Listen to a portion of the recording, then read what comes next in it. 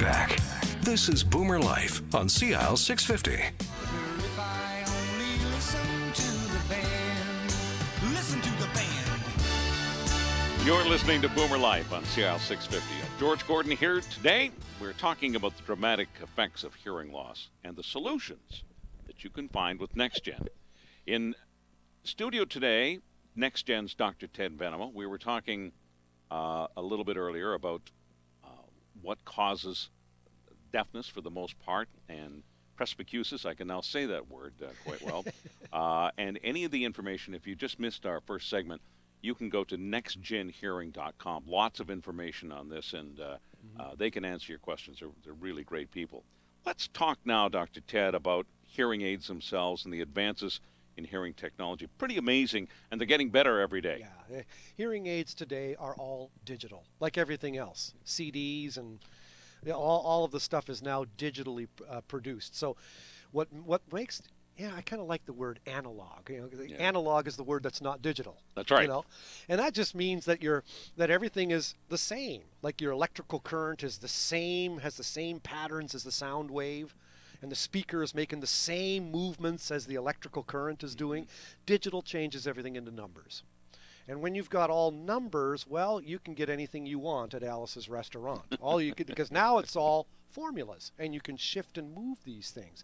Hearing aids are digital. They are programmed by computers. So now you've got exquisite ability to do what they call sculpting or shaping the sound that comes out of the hearing aid. If someone has a treble hearing loss, you can program the hearing aid to deliver just treble. If someone has a bass hearing loss, you can do exactly the opposite. So what's done is the person gets a hearing test, and that's written down on your audiogram. And we play tic-tac-toe. The X's are your left ear and the O's represent your right ear. And we test the decibel levels required across all the different pitches for you to just barely hear. We test you under headphones, right ear separately from left ear, just like they do with vision. And now you've got an accurate picture of your hearing sensitivity across the whole range of pitches from bass to treble. That's entered into the computer. The hearing aid is connected to the computer either by hard wire or by wireless Bluetooth. And the hearing aid is now programmed according to the manufacturer of the hearing aid, according to their software. So your hearing loss is entered in. The hearing aids are programmed to match, to produce like a mirror image of the opposite of your hearing levels. So if you've got a treble loss, the hearing aid boosts treble, as we said. So that kind of exquisite fine tuning is what makes a hearing aid a prescription. That's what makes it yours as opposed to mine. And a lot of people don't realize that. They just think, oh, hearing aids just have to make sounds loud. It's not. Well, it's a little more pretty than that. It's more exact of a science than that. Well, I suppose if you're an audiophile at home and you like your music and you set your volume to such, and you may change the treble a bit because this performer may, you'll catch the high notes and so on. Same principle. Same sort of principle, except that way. Except on many stereos, you'll have a treble boost and a bass boost. Hearing aids, they'll have like 10 to 20 channels. So, and think of channels as your fingers. You're holding them up. I'm looking at 10 fingers, or take away my thumbs. I'm looking at 8 fingers, and each finger is a channel. And think of my left, forefinger as bass. And then, when you're flipping someone the bird, this one would be your next pitch, and you're going higher and higher and higher. You can raise or lower each of those fingers, just like buttons on an equalizer. Wow. You can shape the frequency, what we call the frequency response. We can shape the sound exquisitely because you've got control over all these narrow little slivers of frequency bands, from low to mid to high. So it's really... It's fine-tuned. So it's more than just turning up treble or turning up bass. You can turn up a skinny little width of treble pitches, and then the next range over you can drop that, and the next range over you can raise that.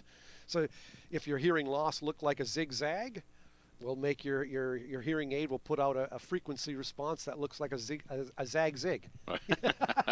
Give me an example then for somebody that's gotten themselves fitted and the test has shown what they need, and you've got the new appliance in your ear, if that's the right word. Tell me what the difference is. Give me an idea what the difference is for somebody, say my age is not 60 anymore, and what I was missing, and now what I'm going to be able to pick up, say in a room or in a conversation. Well, if you have, and most people have treble hearing loss, and last month on the show here, we talked about the trouble with treble. Right. And presbycusis really usually manifests itself as difficulty hearing high pitches. We tend to lose our high pitch hearing as we age. Babies can hear like ultra high frequencies. Toddlers and adolescents still can as well. But by the time you're 20 years old, you've already lost some extremely high pitch hearing, and you don't really need that anyway. But now when you hit about 60, 65, that high pitch loss continues, and now you lose the ability to hear certain sounds in speech. Okay, and those sounds are going to be the high pitched sounds. And which sounds are those? Sh, s, t, k, s, f, th, k, p, k, k, t. All the high, and those are consonants. And those tell you what the word was. And if listeners recall from last month, think of the words sat, hat, fat, bat, cat. They all have ah, ah. Well, ah is a relatively low-pitched sound. It's made from your throat. But they all differ from fat, cat, sat, mat, pat. What's making those words different is the high-pitched consonants. And the person with presbycusis can't hear those. So he says, kids today mumble. I can't. Right. I can hear just perfectly fine. I just wish they... And don't shout at me. Because loud, remember we said before the break, loud sounds bug people with hearing loss as much as they bother normal hearing people. They'll just say, don't shout at me, just speak more clearly. Well, the coin has two sides. Yes, perhaps today kids do mumble quite a bit, but the other side of the coin is you've got trouble hearing treble. And you've got presbycusis, and you know what? You can do something about that. Today it's 2016, to quote Trudeau, because it's 2016. We can do that. I mean, hearing aids have come such a long way, and people have absolutely nothing to lose by trying them, because you've always got a trial period with hearing aids. And why put it off? Why put off 5 to 7 years? Well, that's a question. You need something. It's a great question. Why do people put off? Is it a stigma? Sure, it's a stigma. We've got a stigma, and labels stick. Deaf and dumb. Okay. Yeah. Old. It's associated with age. Hey, I can't hear ya. That kind of stuff. Whereas glasses is fashionable because vision loss hits you younger. Okay? So it's more fashionable to be like Elton John and wear glasses as big as God on your face. Nobody's worried about that, But hearing aids, don't wear hearing aids. It's going to make me look old. And it's like, well, you know what? Your hearing loss is going to be more conspicuous than your hearing aids. You're going to be noticed. And you yourself are going to feel lousy because you answer the wrong punchline to a joke. So you yourself want to disappear from the social situations because you have difficulty. And what's that doing to your quality of life? Zilch. I think emotionally it's got to be tough. Yeah, it is. I think it is too. And it's a barrier that people should try and get over because you've got precisely nothing to lose. The lights are never going to all turn green at the same time.